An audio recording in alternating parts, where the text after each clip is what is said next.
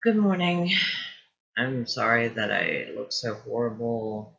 I haven't taken a shower yet or gotten dressed because I woke up thinking about something I wanted to write about and talk to you about, and decided to go ahead and do that while it was all fresh in my mind. I'm actually going to mostly read what I wrote in my blog this morning because it's easier. Um, because of my anxiety, I still have trouble talking, a lot. So it's easier for me to read. But the topic for today is my agoraphobia. So many of you may know that one of my mental health disorders is agoraphobia. I've explained a bit about it, but this week I had somewhat of a breakthrough and decided to tell you a little more about it. Sorry for the smoking. I smoke way too damn much. Agoraphobia, if you haven't read my post before, is a type of anxiety disorder in which you fear and avoid places or situations that might cause you to panic and make you feel trapped or helpless or terrified or all of the above. You fear an actual or anticipated situation, such as using public transportation, being in open or closed spaces, standing in line, being a crowd. For me, when it started, it was actually even leaving my bedroom. So people with agoraphobia often have a hard time feeling safe in any public place, especially where crowds gather. You may feel that you need a companion, such as a relative or friend, to go with you to public places, and the fear can be so overwhelming that you may feel unable to leave your house, sometimes for months or even years at a time, as has happened to me. It can severely limit your ability to socialize or to work or attend important events, and even manage the details of daily life, such as running errands, which I haven't been able to do. So my agoraphobia started about 5 years ago after a head injury and concussion that caused severe post-concussion syndrome and escalated all of my other mental health issues, such as my bipolar disorder and my anxiety and my PTSD and my panic disorders. It was a nightmare I could never have imagined. For the first 6 months, I didn't leave my house at all except to go to doctor appointments, and that was terrible. I would sit in the waiting room and there would be people there, and I would have panic attacks. I would be crying. I would be shriveled up into a ball, but I knew I needed treatment. So I did that. That was like the first 6 months. For the next year after that, I couldn't even leave my bedroom. It was my safe space. I I didn't even go into the living room and sit with mom and watch a movie or TV. I would go into the bathroom or the kitchen when I needed to, but I spent 90% of my time in my bedroom, and my life became pretty much a virtual life, living it through the computer and on the phone, with my family and friends. And it was hard. It was really, really hard. And I actually lost quite a few friends and even family members that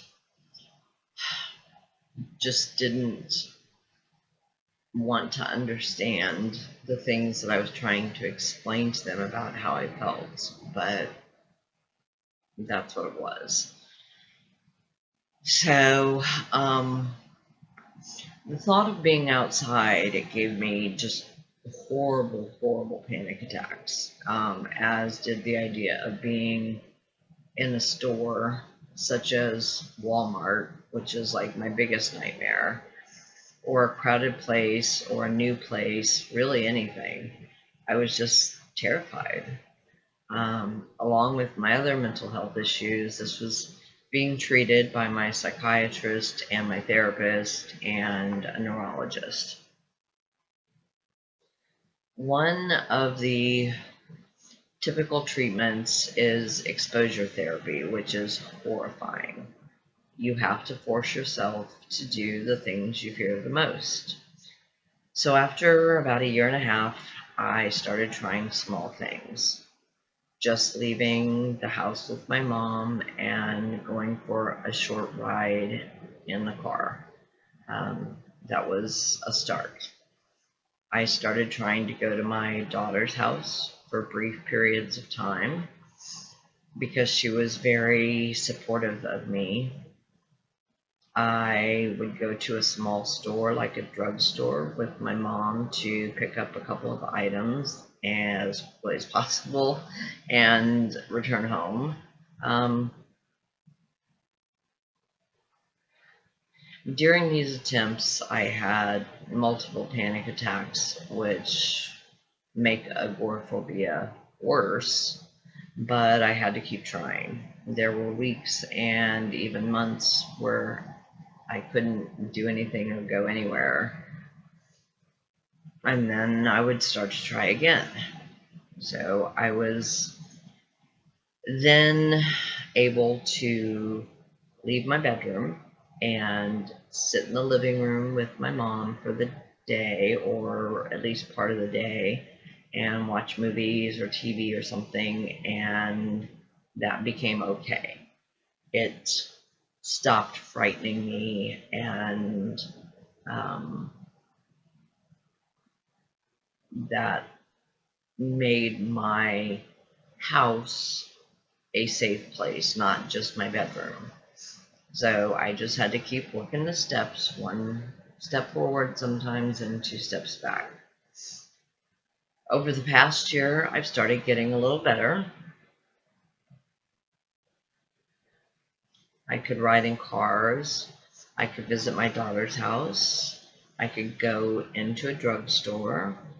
Even going into a grocery store, as I said, the worst, just to pick up one or two items and leave quickly. It's been a very slow process, and I'm not always successful. Sometimes I'd start to go in and just turn around and go back because I couldn't handle it. I've had to give up a lot of things I used to love, such as going to concerts or movies, because I just couldn't do them. I was lucky that my mom did our grocery shopping because I just simply could not do it. Then we turned to shopping online for groceries once that started and picking them up. We've been doing that for the last year and a half or so. But 2 days ago, I was having a good day and decided to try really hard to go into a grocery store with my mom and do an actual shopping trip to buy what we needed. I hadn't been into a grocery store in almost 5 years. So, of course, I was terrified. Sorry for the smoking. I'm really anxious right now, and the smoking helps my anxiety. And I'm probably going to chain smoke while I finish this.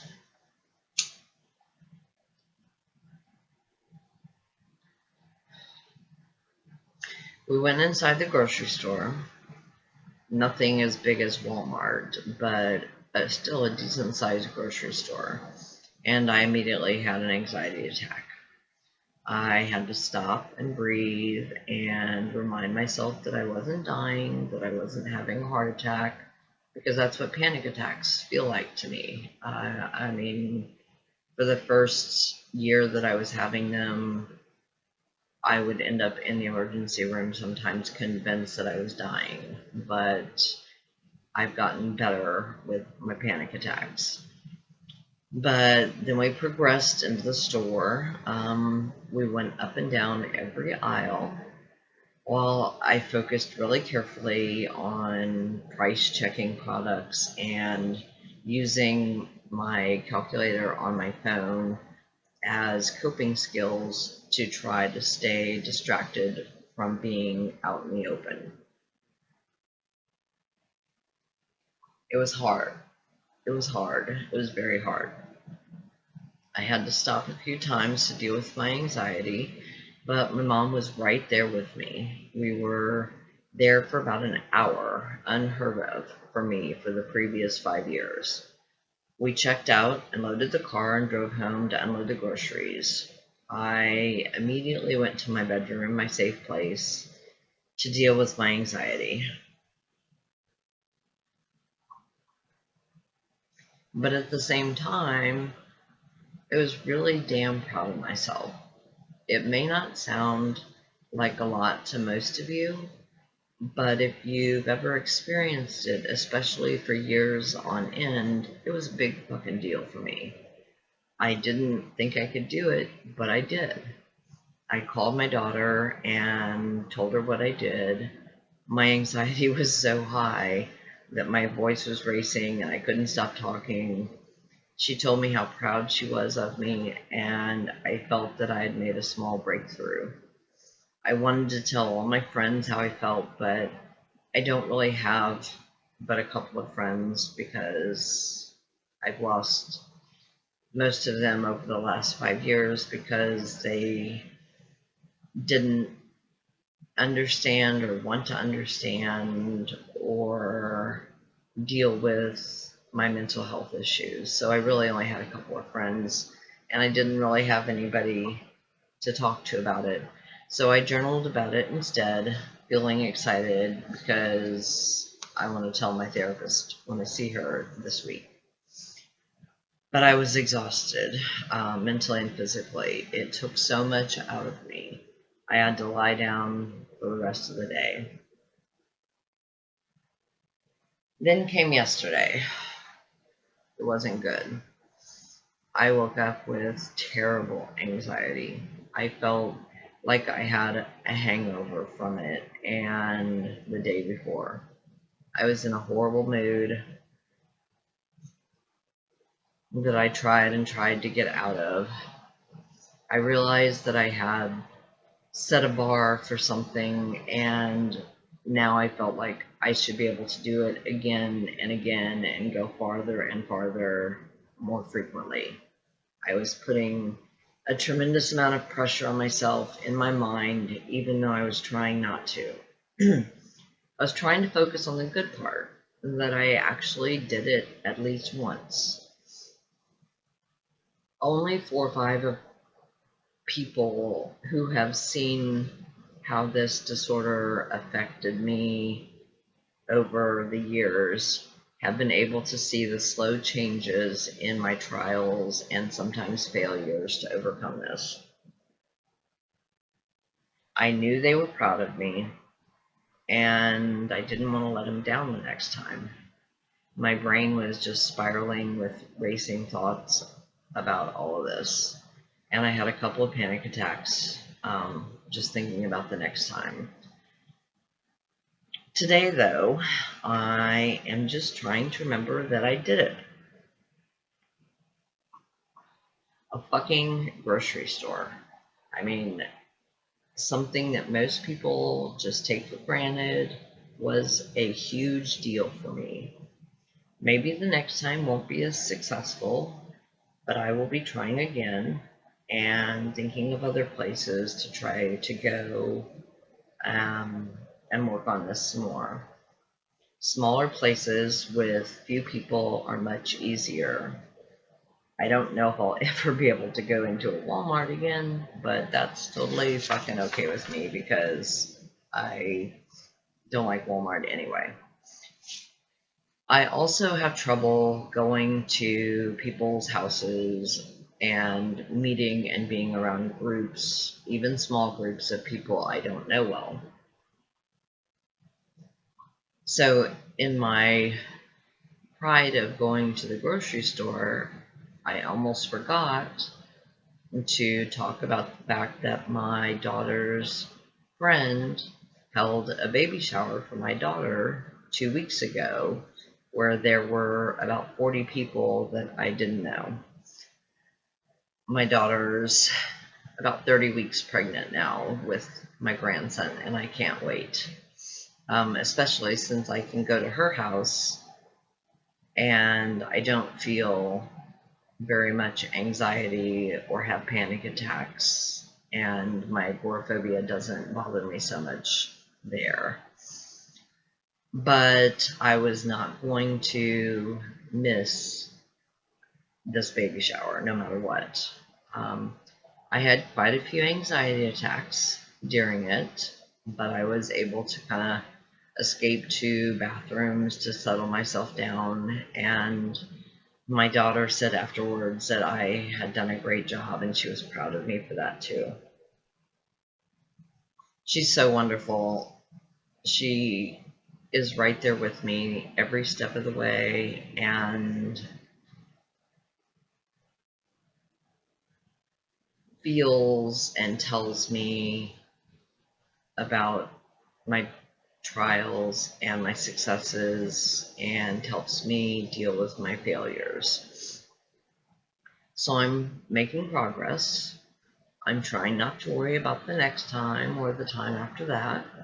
I'm just going to try to do what I can, and if I have to leave it in the middle of an attempt, then that's what is going to happen.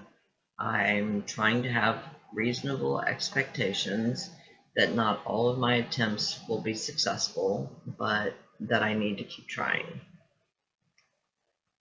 I am on disability, as you probably all know, and I don't drive, which maybe you don't know.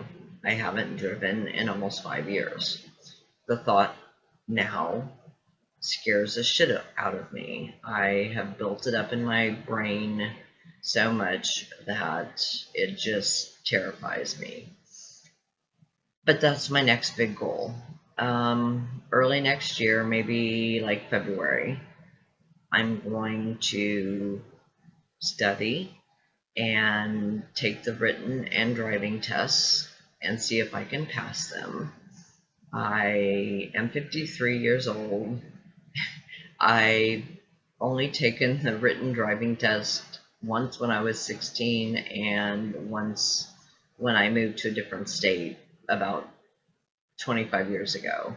So I don't even know if I can pass the written test. And I've only taken the driving test once in my life, and that was at 16 when I first got my license. But I want to try to pass them and see if I can drive first with my mom in the car with me or my daughter, and then on my own. I've been talking about this for quite a while, and I'm going to do the best I can to make this happen. Meanwhile, today, I have another trial. My daughter and her boyfriend are taking my mom and me to lunch at a restaurant. I never do that because, well, A, I don't have the money because I'm on disability and I don't get very much money. But my daughter is paying for it because she loves me and wants to treat me and help me.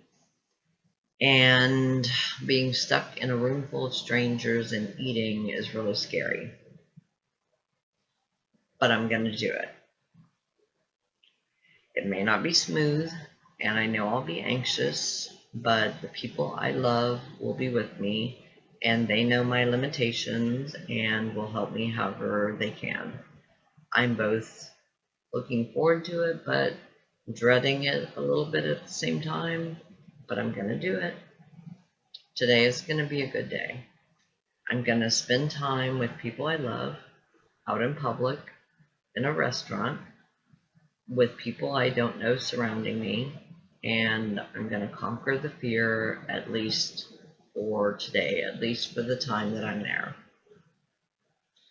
These attempts leave me feeling both happy and anxious and terrified and proud all at once afterwards. I have to take the good with the bad and just keep hoping that things will get easier as time goes on.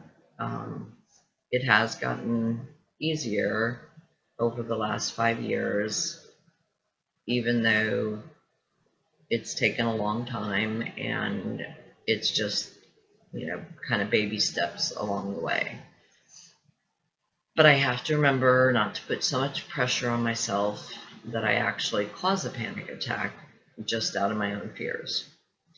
So I wanted to share with you the progress that I have made. When I read it back, it doesn't necessarily sound like much, but it really is to me. I can see the progress even when I also see the setbacks. I will continue to try and hope for success.